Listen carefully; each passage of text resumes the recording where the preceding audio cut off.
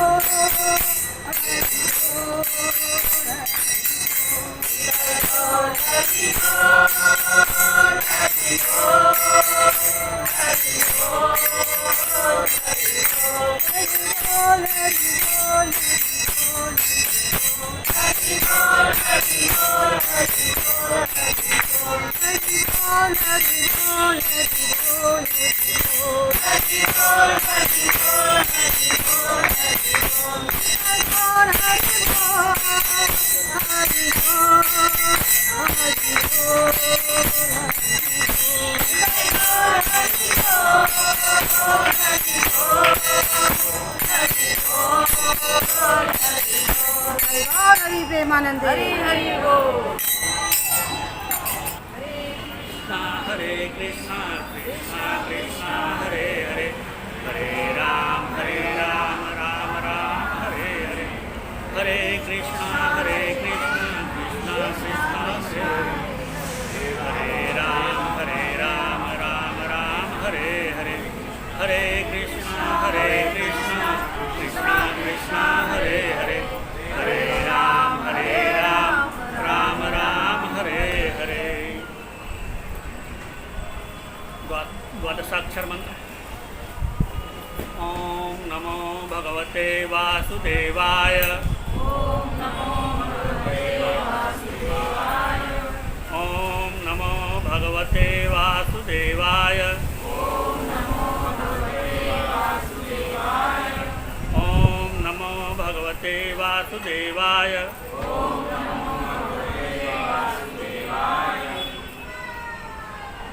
हरे कृष्ण।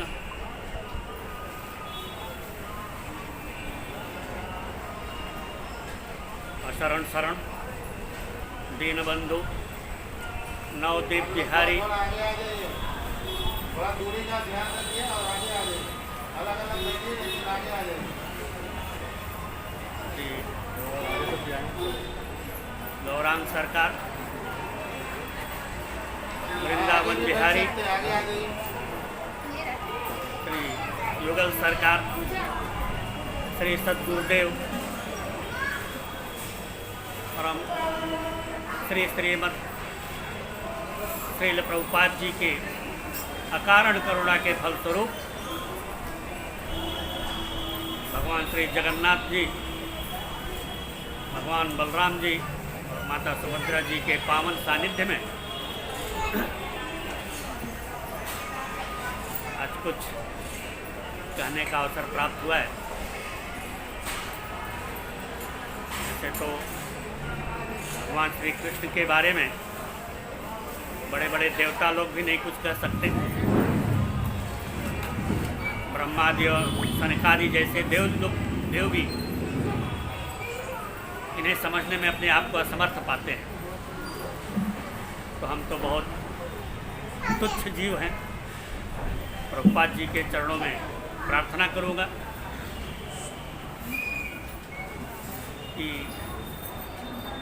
हम जैसे पतितों पर अपना आशीर्वाद बनाएं, जिससे भगवान का कुछ गुणानुवाद कर सकें।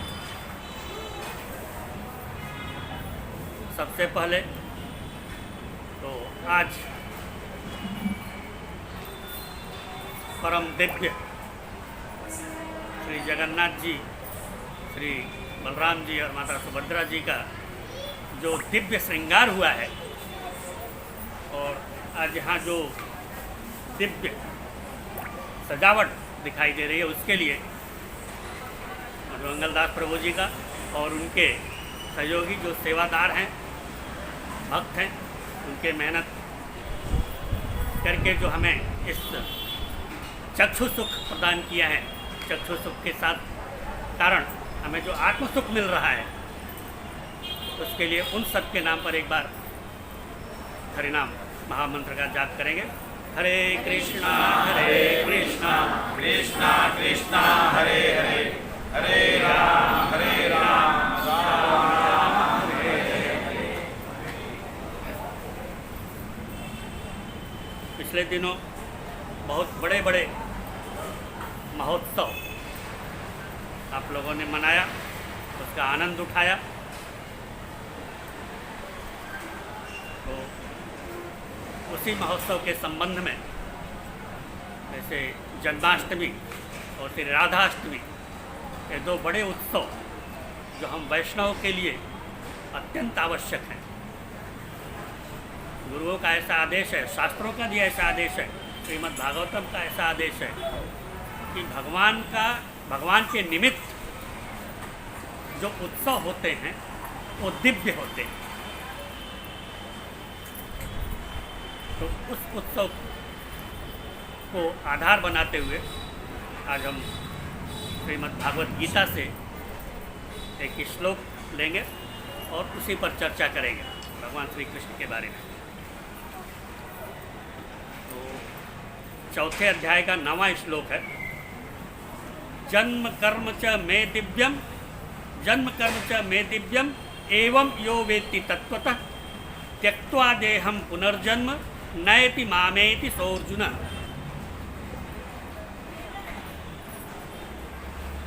फिर से बोलता हूँ एक बार, जन्म कर्म च दिव्यम एवं यो वेत्ति तत्त्वतः त्यक्त्वा देहं पुनर्जन्म नयति मामेति सोऽर्जुन। कोई पढ़ना चाहेगा इसे?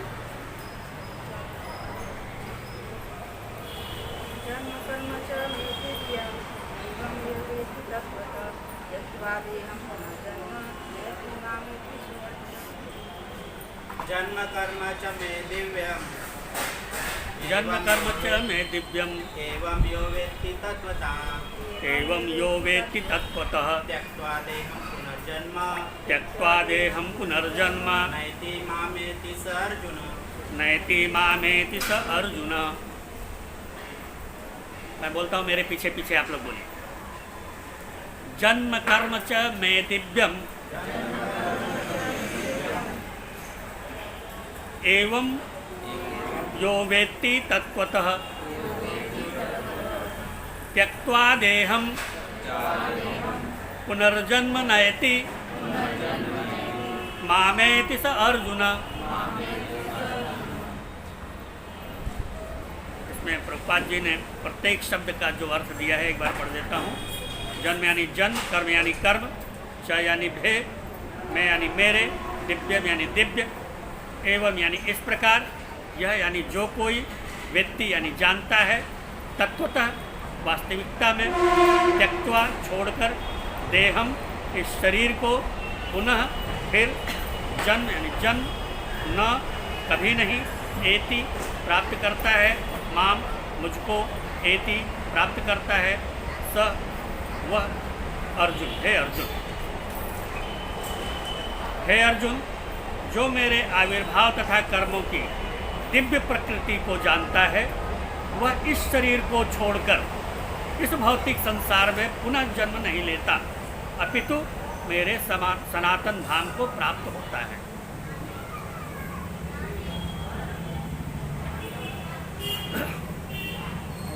प्रभुपाद जी की व्याख्या है, उसी पर हम लोग चर्चा करेंगे। भगवान क्या कहते हैं अर्जुन से? हे अर्जुन, वह इस धरा पर वापस नहीं आता, पुनः जन्म नहीं लेता। कौन? जो मेरी वास्तविकता को जानता है, यो वेत्ति में तत्वतः, जो मेरे तत्व को जानता है, मेरे सत्य को जानता है, मेरी वास्तविकता को जानता है, उसका क्या होता है? त्यक्त्वा देहम, जब वो शरीर छोड़ देता है, त्याग देता है, न एति नहीं आता, उसे वापस इस संसार में आना नहीं पड़ता। फिर क्या होता है उसका? मामेति, वह मेरे पास आता है, मेरे दिव्य धाम में आता है, जो मेरे तत्व को जानता है, मेरी वास्तविकता को जानता है।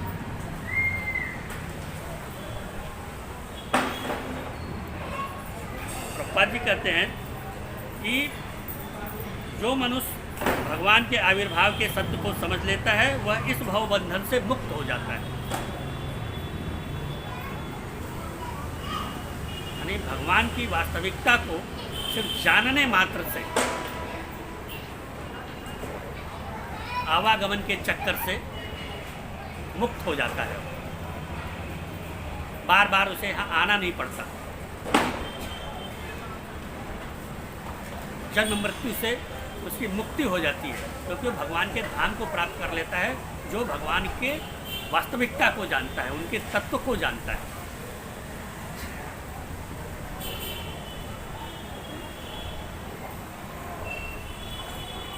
हम लोग का भी जन्म हुआ है, लेकिन हमारा जन्म प्राकृत है, भौतिक है, माइक है। लेकिन भगवान क्या कहते हैं? जन्म कर्म च मे दिव्य, मेरा जन्म दिव्य है। वो अनादि हैं, अव्यक्त हैं, शाश्वत है, और मेरा जन्म भी दिव्य है। वो अजन्मा है, उनका कोई प्रारंभ नहीं है, कोई शुरुआत नहीं है उनकी, वो दिव्य है।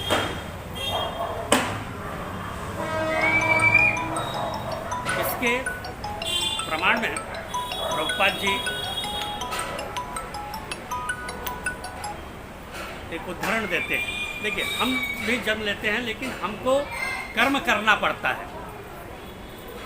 कोई भी व्यक्ति बिना कर्म के रह ही नहीं सकता, प्रत्येक क्षण उसे कर्म करना पड़ता है।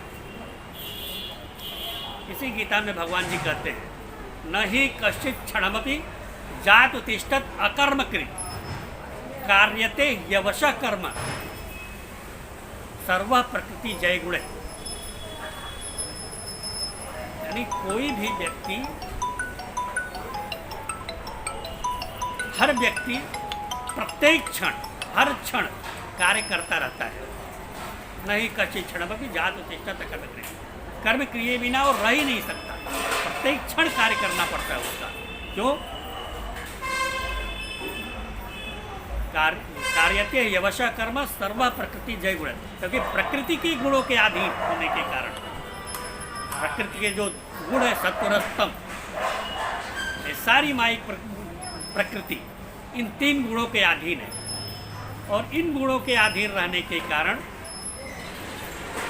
अवश्य होकर, उसकी इच्छा हो या न हो, कर्म करना पड़ता है उसको। देखिए, कर्म 2 प्रकार के होते हैं, वॉलंटरी एंड इनवॉलंटरी, ऐच्छिक और अनैच्छिक। कुछ कर्म ऐसे होते हैं जो आपकी इच्छा पर निर्भर करते हैं। आप चाहें तो उसे करें, चाहें तो न करें। सोते जागते, चलते फिरते, उठते बैठते, प्रत्येक क्षण कर्म करना पड़ता है। इसमें कुछ कर्म हैं। अभी प्रभु जी बैठे हैं, मैं बोलूँ कि उठ जाओ, उठने में इनकी इच्छा चाहिए। ये चाहेंगे उठना तो ही उठेंगे, नहीं चाहेंगे तो मैं कितना भी बोले उठेंगे नहीं। प्रभु जी आप लोग को सेवा के लिए बोले अगर, तो अगर आपकी इच्छा है सेवा करने की तो ही आप सेवा करेंगे, नहीं इच्छा है प्रभु जी बोलते रह जाएं, कोई नहीं करेगा। बिना इच्छा के आप कोई कार्य नहीं कर सकते। ये ऐच्छिक कर्म है। उठना, बैठना, सोना, चलना फिरना, इसको ऐच्छिक कार्य कहते हैं। इस पर हमारा नियंत्रण रहता है। लेकिन कुछ कार्य ऐसे होते हैं कि हमारी इच्छा हो या न हो वो हमें करने ही पड़ते हैं, आपो आप होते रहते हैं, उस पर आपकी इच्छा का नियंत्रण नहीं होता।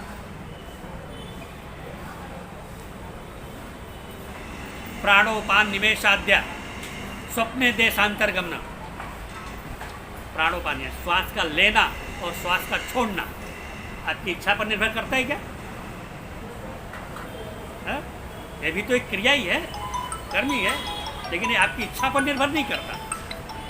निमोशन में पलकों का उठना और गिरना ये आपकी इच्छा पर निर्भर नहीं करता, अपने आप होता रहता है। ये भी एक क्रिया ही है। स्वप्ने देशांतरगमनम, स्वप्न पर आपका जोर चलता है क्या? सपना सपने आपकी इच्छा के ऊपर निर्भर नहीं करता है। और सपने में भी देशांतरगमन, कहाँ कहाँ घूम आते हैं सपने में, सोए हैं और कहीं भी से भी घूम आएंगे, वहाँ भी आपकी इच्छा नहीं, वो भी एक क्रिया ही है। तो इसको अनैच्छिक कर्म कहते हैं। इसलिए भगवान कहते हैं न ही कश्चित् क्षणमपि जातु तिष्ठता कर्मकृत्, कोई कभी भी कर्म के बिना रह नहीं सकता। लेकिन जो हमारा कर्म है वो प्राकृत है, भौतिक है, माइक है, क्योंकि हमारा जन्म माता पिता के प्राकृत शरीर से हुआ है। तो प्राकृत शरीर से होने के कारण हम भी प्राकृत हैं। लेकिन भगवान का जन्म भी दिव्य है और कर्म भी दिव्य है। और इसीलिए प्रभुपाद जी कहते हैं कि जो उनके तत्व को जान जाता है, उनकी वास्तविकता को जान जाता है, उसे वापस इस धरा पर आना नहीं पड़ता। जो निर्विशेषवादी या निराकारवादी या योगी जन हैं, अपार कष्ट उठाते हैं, वर्षों तप करते हैं, साधना करते हैं और अनेक जन्मों के पश्चात, कई जन्मों के बाद उनको मुक्ति मिलती है। लेकिन वो मुक्ति भी जो उनको मिलती है वो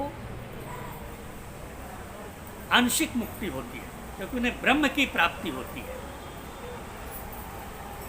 ब्रह्म स्वरूप का ज्ञान होता है। और ये जो ब्रह्म है ये अंतिम सत्य नहीं, क्योंकि ब्रह्म पद पाने के बाद भी उन्हें वापस इस संसार में आने का भय बना रहता है।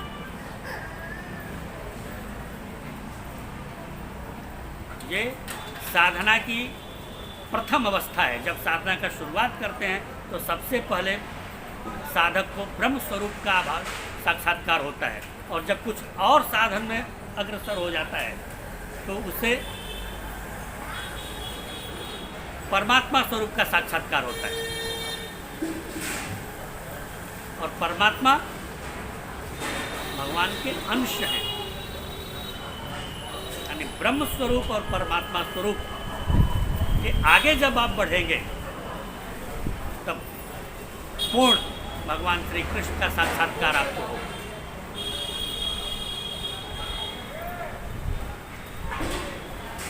यहाँ एक उदाहरण देते हैं इसके लिए प्रभुपाद जी, ब्रह्म संहिता का उदाहरण देते हैं। ब्रह्म संहिता के 5वें अध्याय का 33वां श्लोक है, अद्वैतम अच्युतम अनादिम अनंत रूपम आद्यम पुराण पुरुषम नवयवनम च वेदेषु दुर्लभम अदुर्लभम आत्मभक्तो गोविंदम आदि पुरुषम तमहम भजामि।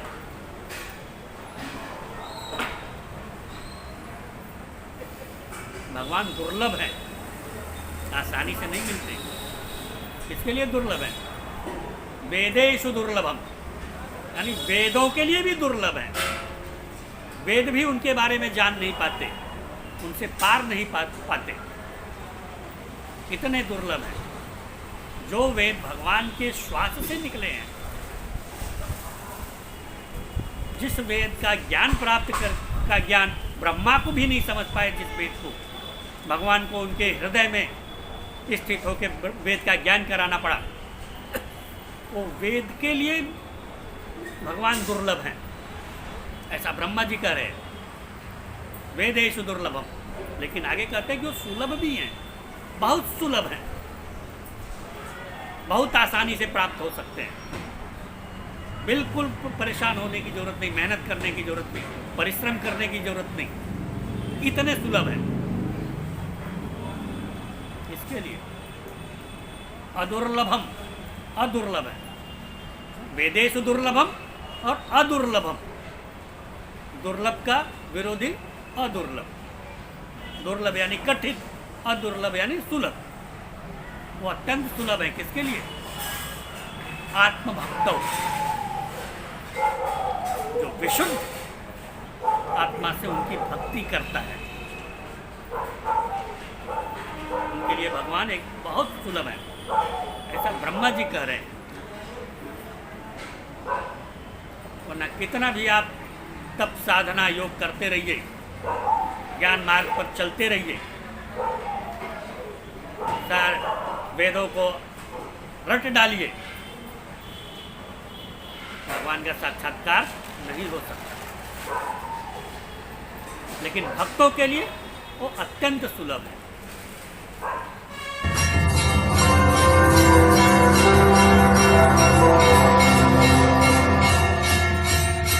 आपके जीवन में भक्ति रंग भरता आपका अपना चैनल मंगल कथा कीर्तन। आपके अपने चैनल को सब्सक्राइब करना ना भूलें, साथ ही बेल आइकन भी दबाएं